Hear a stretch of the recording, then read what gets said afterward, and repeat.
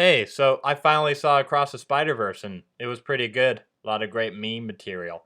But as I was speedrunning out of the theater out of fear of grass touching, a realization sparked. Why is every frickin' mainstream movie in the 2020s about the multiverse? I mean, look at this. Branch off into madness, leading to another multiversal war. Look at this. Look at Who this. the fuck is this? Hey, Charlie. That's just Charlie. Who are you gonna pick, Charlie? Charlie or Charlie? I did some research wherein I Googled this exact question and read the first few articles. A common hypothesis is that it's mainly an excuse for big companies to merge franchises, and while this is definitely an incentive, I don't think this is the main reason people are attracted to these types of stories.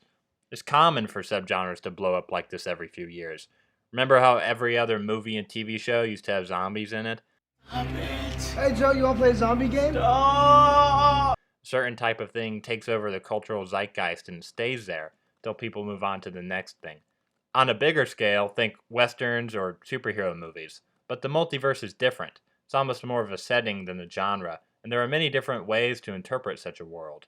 A good example is Everything, Everywhere, All at Once, which happened to be like the biggest movie of last year, and for good reason. It was about the multiverse without being some blockbuster character extravaganza. I mean, it had great action, but I don't think that's why it blew up to the extent that it did. I think it was because of the personal story between a father, mother, and daughter, and the existential concepts interlaced with their relationship. As funny as the everything bagel and hot dog fingers were to me, the scenes I remember most are the ones where characters are talking through their issues, often in deeply personal, relatable fashions. The multiverse is a way for characters to discuss existential concepts like fate and free will while being relevant to the plot. I think the Spider-Verse films accomplished something similar, and while those are definitely chock full of references to other media, and in some ways an excuse for Miles to meet familiar and strange incarnations of every kid's favorite superhero, the heart of the story comes from the coming of age of the main character, and just like Everything Everywhere, his relationship with his parents. Across the Spider-Verse delves even deeper into this, with Gwen and her dealings with guilt and loss.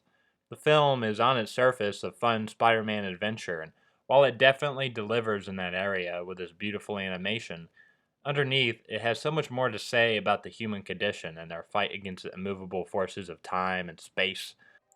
In some ways, it's comforting to know that my decisions matter, that I have some say over who I am and what I will become. But it also keeps me up at night, wondering. What if I had gone to that party? What if I had made different friends, gotten different hobbies, asked the girl out, studied more, listened more to my parents, listened less to my parents, worked out more, played different video games, had something else for breakfast? What if? What if? What if?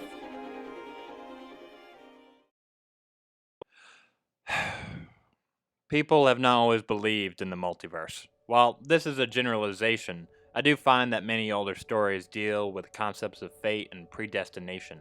Biblical characters like Jesus and even more recent characters like Aragorn cannot escape their inevitable role. It is a part of who they are, and always will be. There is no alternate version of the Fellowship. Their parts were set in stone by the Almighty Creator Himself. I think I'm glad to not believe that, but with it comes a heavy weight of responsibility I'm not sure I can always bear. But with this responsibility also comes a weird sense of freedom and understanding. Somewhere I'm doing worse, and somewhere I am doing better. Maybe those terms are too subjective of a measurement. Maybe it would be better to simply say that somewhere beyond the lines of my state of consciousness, I am doing something else. Maybe this idea of who I am would become blurred had I the ability to pierce a multiverse. I think it's best to not know what these other realms may be like, but it is nice to ponder and wonder.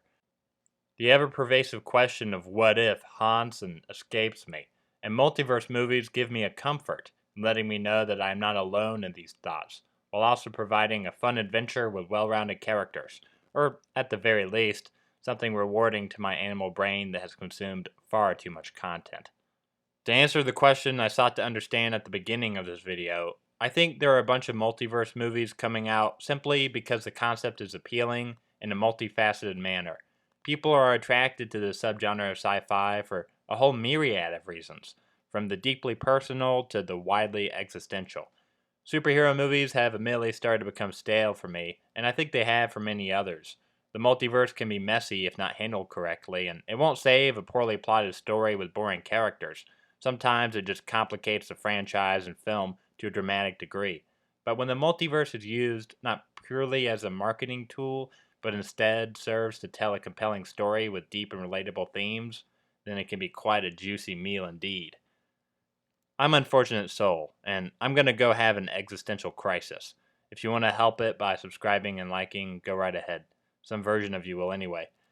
Probably not the best pitch, but thank you for watching. That's all, folks. See you around.